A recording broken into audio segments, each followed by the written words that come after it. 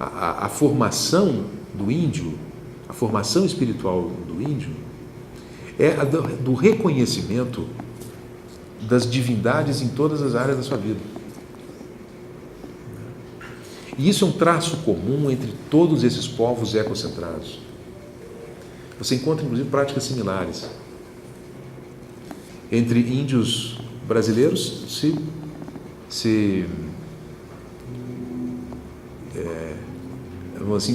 honra ou se pede permissão para entrar em alguns lugares. Eles falam dos espíritos do lugar. Na visão científica racionalista, isso é mera superstição. E uma das características da nossa cultura foi justamente a de pretender retirar todas as superstições, trocando-as por uma visão materialista da realidade. E a gente sabe muito bem que hoje a própria ciência vem mostrando que a consciência está presente em tudo. E que as visões mais modernas já falam de que o substrato da realidade, a essência da realidade não é matéria. Não é matéria, é a consciência, é a informação. É a informação. A gente sabe muito bem da sensibilidade e da inteligência dos animais. A gente hoje sabe bem que as plantas têm consciência. Está se começando a mostrar que os minerais têm consciência. Ou seja, aquilo que foi suprimido na nossa visão materialista, hoje volta de outra forma. Eles já tinham, na sua forma de ver. Então, alguns pensadores modernos dizem da ciência promovendo um reencantamento do mundo. O mundo foi esfriado, perdeu-se o encantamento, perdeu-se o senso do mistério.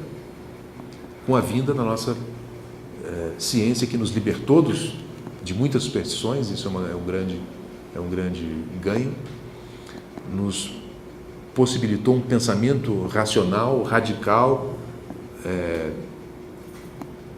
que abre fronteiras, que aparentemente não tem limites e que vai conhecendo cada vez mais, mas nesse próprio conhecimento acaba se defrontando com algumas realidades que eram a intuição desses povos. Eles tinham a intuição disso. Eu penso que nós, infelizmente, ainda estamos longe de valorizar a intuição no seu real valor. Mas é um modo de conhecer, é um modo de ser. E quando essa intuição, que é a fonte dessa sabedoria sensível, quando a intuição ela é integrada, e esses povos viveram, assim, inclusive por não exacerbar a razão, de certa forma, preservaram essa vivência mais intuitiva. Preservaram a visão intuitiva. E essa visão intuitiva se expressa na religiosidade deles. Ao reconhecer um espírito numa rocha, ao reconhecer um espírito numa árvore, ao espírito dos animais, ao se reconhecerem ligados a certos animais, ligados espiritualmente a certos lugares ou árvores, enfim. Eles têm a experiência de, ao reconhecer o divino nessas coisas, se conectam com essas coisas e entram em estado de harmonia. Um estado de harmonia que assegura o que os europeus perceberam. Uma forma de convivência entre eles, porque havia guerra entre nações, mas entre eles uma forma de convivência bastante harmônica, um estado de humor muito interessante, livre, a ponto de serem vistos como pertencentes ao paraíso.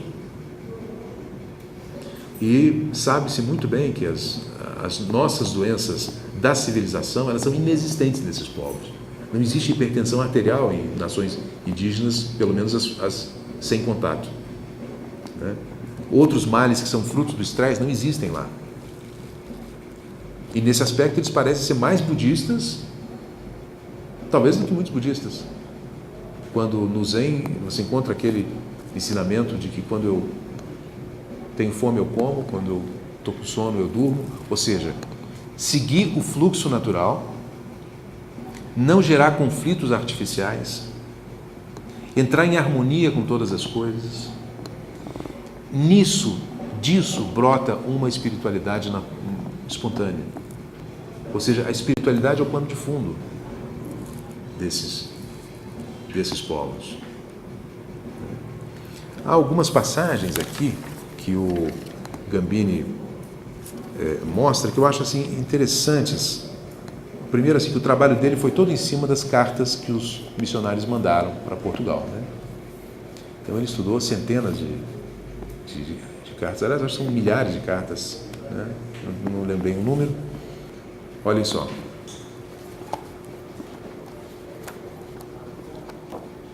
Aqui,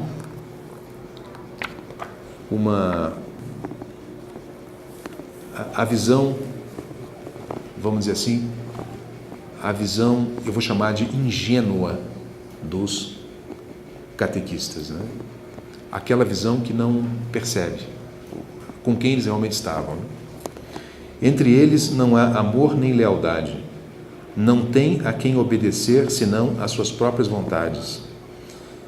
E daí que fazem quanto se eu estou traduzindo aqui de um espanhol arcaico, então vai ficar meio difícil. E que aqui fazem o que lhes inclina. E disso vêm os vícios sujíssimos e tão torpes que tenho por melhor calar-me debaixo do silêncio, porque escrevendo revelaria maldades enormes. Isso ele está falando da sexualidade dos índios. Aqui um pouco mais da reação dos religiosos, né, em relação à nudez dos índios. Ao visitar essas aldeias, há uma dificuldade, e não é bom que se vá sozinho, já que são caminhos frequentados por mulheres, muito ocasionalmente, e é muito necessário andarmos todos em santo temor. Então, assim, o que aqui a gente vê, né, o medo da sexualidade, o que pode ter sido um combustível para a força da catequese, na identificação do pecado nessa forma natural, né? Enfim. Em relação à religião,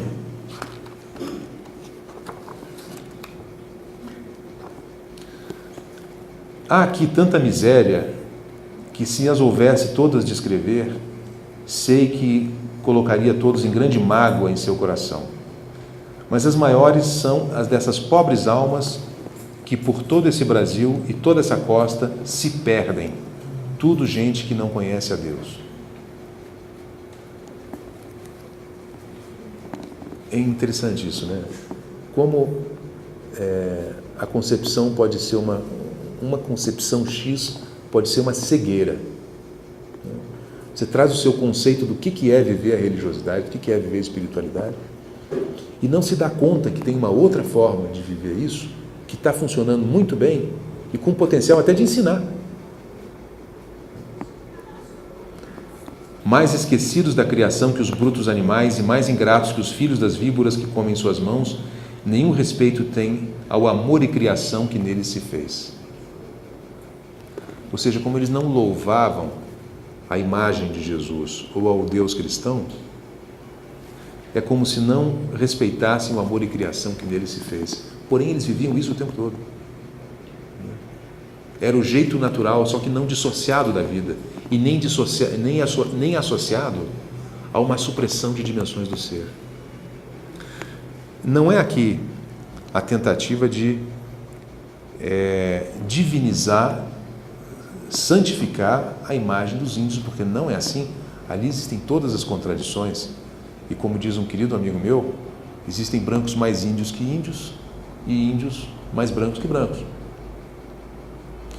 E é óbvio que a ausência da racionalidade neles gerou muitos dos problemas deles. Algumas formas de organização social trazem em si uma crueldade mesmo para o nosso olhar, né? Que não ocorreriam com uma reflexão mais livre, não limitada pela própria cultura.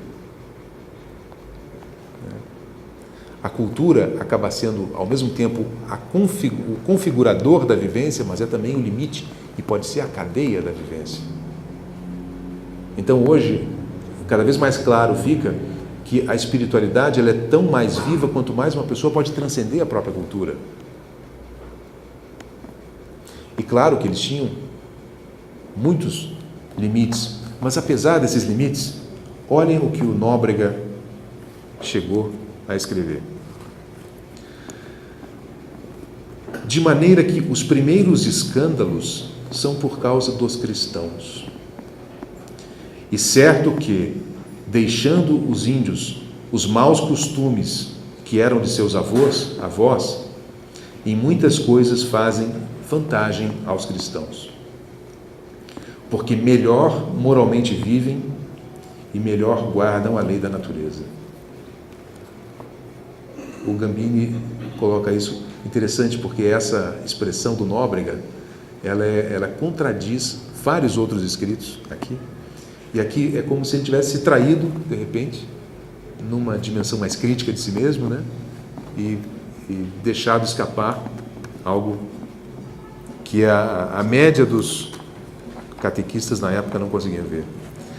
São muito piedosos, porque indo nós muito fracos, e por não comer, a não ser ervas, nos levaram em seus braços e nos deram de comer e curaram-nos com tanto amor e caridade que era para alabar a Deus nosso Senhor, verem gente apartada da fé, tanta piedade natural, que com tanto amor tratavam as pessoas estrangeiras que não conheciam. Então, assim, fica bem claro que essa ideia que nós trazemos dos selvagens, os selvagens têm uma qualidade depreciativa que ainda hoje persiste, né? E que não faz jus à realidade, né? Que naquilo que se chama selvagem há uma qualidade de vivência, né? Que está na essência, ou deveria estar na essência, vamos dizer assim, da alma brasileira. E nós aqui, infelizmente, repetimos por questões históricas, repetimos o que se passou em muitos outros lugares, e essa dimensão do povo, que deveria ser tão valorizada quanto a própria europeia, tendo coisas a ensinar à mentalidade europeia, foi suprimida com efeitos na nossa própria psique. De forma que nós, brasileiros, também sofremos da repressão do inconsciente ecológico, e essa repressão, ela se dá historicamente por conta do que nós fizemos com os nossos índios. E é óbvio que a cura disso passa pelo resgate dessa dimensão intuitiva em nós e passa por uma recuperação da nossa humildade em relação a eles. A capacidade de olhar para eles como seres, não como coisas como foram olhados, como seres que têm algo a ensinar, numa ordem da qual nós estamos muito carentes hoje e que precisamos, inclusive, para superar a crise civilizatória que nós vivemos. Obrigado.